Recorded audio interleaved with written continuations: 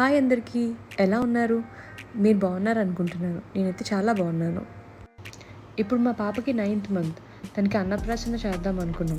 అందుకే ఈ బ్యానర్ని నేను సెలెక్ట్ చేసుకున్నాను. ఎలా ఉంది? మీకు నచ్చితే కామెంట్ సెక్షన్లో చెప్పండి. మా పాపకి అన్నప్రాసన చేద్దాం అనుకున్న వెంటనే నేను ఫిక్స్ అయ్యానండి. ఎలాగైనా తనకి కృష్ణుడు బ్యాక్గ్రౌండ్ చేయాలని. దానికి నేను ఇది సెలెక్ట్ చేసుకున్నాను. ఇక్కడ మా అత్తగారు ఎందుకు నవ్వుతున్నారో తెలుసా? మా పాపకు అన్నీ ఆవిడ పోలికలో వచ్చాయని చెప్పి ఆనందపడిపోతున్నారు.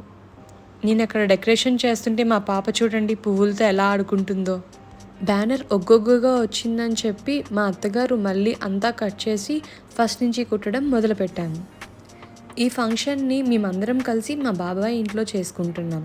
ఎందుకంటే అక్కడ మా నాన్నమ్మ ఉన్నారు, అంటే మా హస్బెండ్ వాళ్ళ అమ్మమ్మ. సో చాలా కష్టపడి మా అత్తగారు ఈ బ్యానర్ని ఇలా కుట్టారు. నేను లాస్ట్లో అంతా సెట్ చేస్తున్నాను. చూసారా మా పాప ఎంత చక్కగా ఆడుకుంటుందో.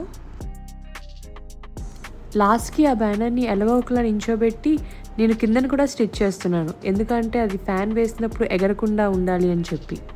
నాకు ఆర్టిఫిషియల్ బంతిపూలు నచ్చవు. అందుకే నేను కొన్ని దండలు తెచ్చుకొని ఒక దండ యాడ్ చేసి ఇలా డెకరేట్ చేయడం స్టార్ట్ చేశాను.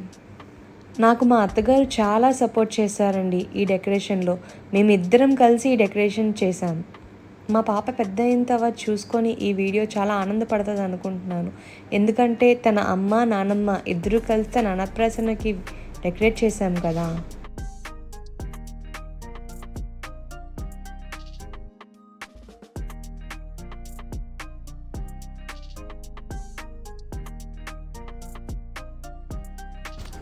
రెండు బంతిపూల దండల్ని ఒక దండ కింద తయారు చేసి ఇలా కుట్టడం స్టార్ట్ చేశాము.